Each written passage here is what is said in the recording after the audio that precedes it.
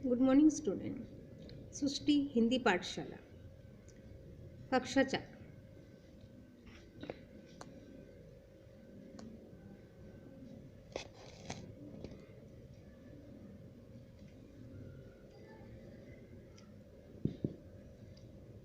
Lesson number 11, उसी से ठंडा उसी से गर्म। इस कहानी में मानव के सरल स्वभाव को दर्शाया गया है। छल कपट से दूर रहकर इंसान वास्तव में सच्चाई का सहारा लेता है। एक लकड़हारा था, जंगल में जाकर रोज लकड़ियां काटता और शहर में जाकर उनको बेचता था। एक लकड़हारा जंगल में जाता और लकड़ियां काट के उसको बेचता था। एक दिन उसने सोचा कि आसपास से तो सब लकड़हारे लकड़ी काट ले जाते, इसलिए सूखी लकड़ियां आसानी से नहीं मिलती। इसीलिए वो दूर जंगल के अंदर चला गया। कुछ लकड़हारे जंगल से लकड़ियां काट लेते थे, इसी वजह से सूखी लकड़ियां मिलना मुश्किल थी, इसीलिए वो जंगल के अंदर चला गया। सर्दी के मौसम था, कड़ाके की सर्दी पड़ रही थी, हाथ पांव ठठुर जाते थे, उसकी उंगलियां बिल्कुल सुन्न हो गई थी। वह थोड़ी थोड़ी देर बाद कुल्हाड़ी रख देता और दोनों हाथ मुंह के पास ले जाकर जोर जोर से फूंक मारने लगा ताकि गर्म हो जाए। गर्मी के मौसम में उसके हाथ टूट जाते थे, जिसकी वजह से वो अपने हाथ को फूंक फूंक कर गर्म करता था। वह सोचने लगा कि जंगल में न मालूम किस किस प्रकार के जीव रहते हैं। कुछ तो पेड़ों पर भी रहते हैं। सुना है इस जंगल में बालिश्तर भी होते। बालिश्तर एक तरह के प्रजा होती है। उनकी दाढ़ी मूछ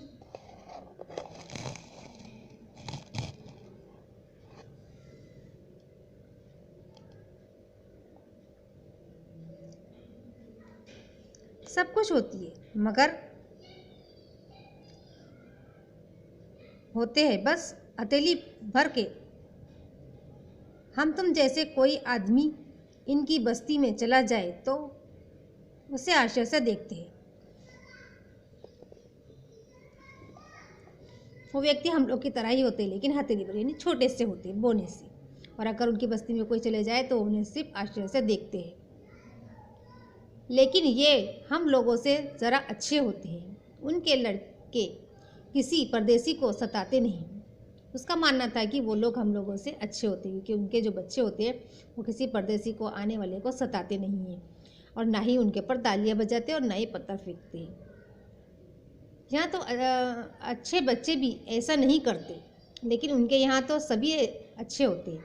उसने ये कहा कि हमारे यहाँ तो अच्छे बच्चे भी ऐसा नहीं करते, ये उनके यहाँ तो सभी लोग अच्छे होते हैं। लकड़हारा फिर जंगल में लकड़ियाँ काटने लगा तो उसने देखा कि बलिश्तर भर का एक आदमी दूर बैठा उसे देख रहा था।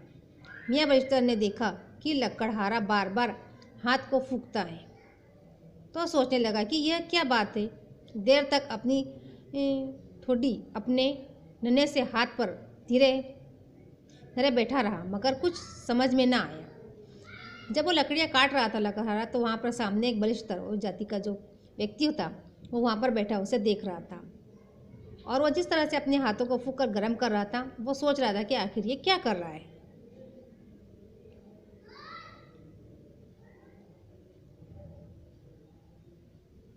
तो वह अपनी जगह से उठा और कुछ देर चलकर फिर लौट आया। सोचने लगा कि ना मालूम कहीं पूछने से यह आदमी बुरा ना मान जाए। वो सोच रहा था कि मैं इसे पूछूं, मगर फिर उसे ऐसा लगा कि ये बुरा ना मान जाए, इसीलिए उसने नहीं सोचा। लेकिन उसका मन ना माना। तब वो ठुमक ठुमक कर लकड़हारे के पास गया और बोला, बुरा ना मानो तो एक बात पूछना चाहता हूँ।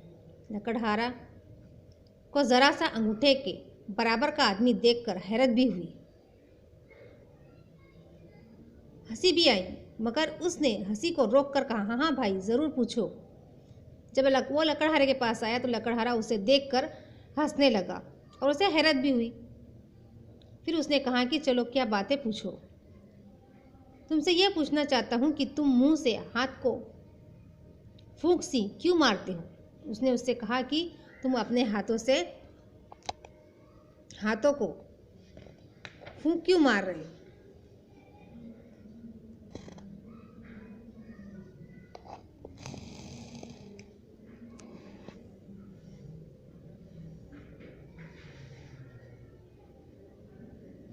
लकड़हारे ने कहा, सर्दी बहुत है, हाथ फूल रहे हैं, मैं उससे फूंक कर उन्हें ज़रा गर्म कर लेता हूँ, फिर टूटने लगते हैं, फिर फूंक लेता हूँ।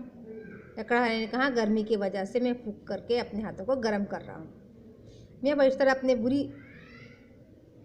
अपना सुपारी जैसा सर हिलाया और कहा, अच्छा अच्छा, यह बात है। यह कहकर मियाँ बरिस्टर वहाँ से खिसक गया, मगर वहाँ आसपास से और कहीं दूर से बैठकर बराबर देख रहा था। वो वहाँ से चल तो गया, लेकिन थोड़ी दूरी पर जाकर लकड़हारे को देखने लगा। दोपहर का वक्त आया, लकड़हारे को खाना पकाने की फिक्र हुई। इधर उधर से 2 पत्थर उठाकर चूल्हा बनाया और लकड़ी जलाकर उस पर आलू उबालने के लिए रख दी। गीली लकड़ी थी, इसीलिए आग बार बार ठंडी हो जाती थी। लकड़हारा मुंह से फूंक कर तेज करता था। दोपहर के वक्त जब लकड़हारे को खाने का भूख लगी तो उसने 2 पत्थर लेके एक चूल्हा लगाया और उसके ऊपर आलू उबालने के लिए रख दिया। गीली लकड़ी होने की वजह से वो बार बार फूंक कर उससे आग जलाता था। मियाँ बरिस्टर ने दूर से देखकर अपने मन में कहा, जब यह फिर फूंकता है, क्या इसके मुंह में आग निकलती है? बरिस्टर जो सामने बैठा था उसे ये सब समझ में नहीं आ रहा था, क्योंकि वो लोग बहुत सीधे साधे होते हैं। इसीलिए वो ये सोच रहा था कि आखिर ये फूंक क्यों रहा है, कि इसके मुंह से आग निकल रही है। लकड़हारे को भूख जल्द लगी थी, इसीलिए हांडी में से एक आलू निकाल लिया और मुंह से फूंक फूंक करके फूंकने लगा। बरिस्टर ने फिर मन में कहा, ये फिर फूंकता है, अब क्या इस आलू को फूंक कर आग लगाएगा? मियाँ बरिस्टर ने से न रह गया। वो लकड़हारे के पास आया और बोला, बुरा ना मानो तो एक बात और पूछना चाहता हूँ। फिर उसने हांडी से एक आलू निकाला और उसे फूंक कर ठंडा करने लगा। आपको एक बात समझ में आई यहाँ पे? पहले तो वो फूंक कर क्या कर रहा था, आग लगा रहा था, और बाद में फूंक कर उसी को गर्म आलू को ठंडा कर रहा था। यही बात बरिस्टर के समझ में नहीं आई। वो फिर उसके पास दोबारा से जाता है और पूछता है। लकड़हारे ने पूछा। मियाँ बरिस्टर ने कहा,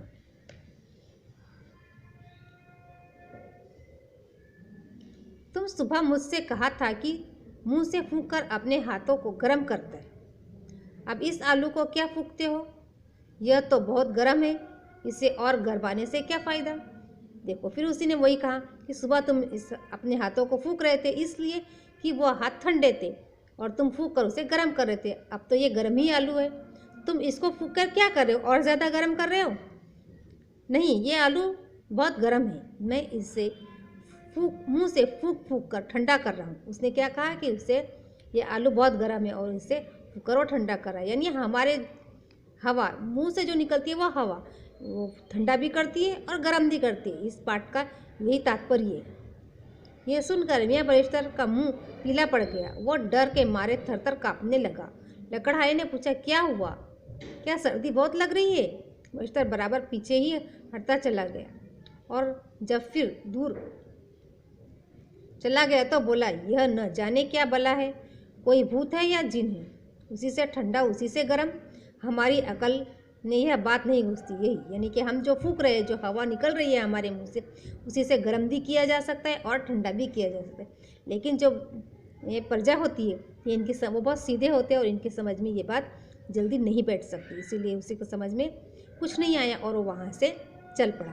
और यह बात इसी मियाँ बरिस्टर की नन्ही सी खोपड़ी में आने की भी नहीं समझ में आया, क्योंकि ये एक सीधे साधे व्यक्ति होते हैं, इनकी समझ में ये सारी बातें नहीं आती और वो वहाँ से खिसक कर चला जाता है। ठीक है।